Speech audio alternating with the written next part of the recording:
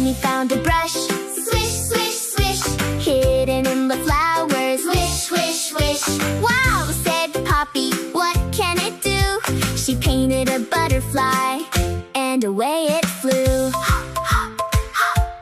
Hop, hop, hop, hop, hop. Clap your hands. Magic colors everywhere across the land. Poppy painted apples red and round, then painted little raindrops falling to the ground. Drip, drop, drip. Tap your toes. Uh-oh. What will Poppy paint next? Nobody knows. She painted a rainbow way up high, then fluffy pink clouds floating in the sky. But oh no! The brush zoomed fast. Paint splashed everywhere. What a messy blast! Blue on the carrots, green on her nose, purple on the bunny house, pink on all the roses. Can you say, clean it up?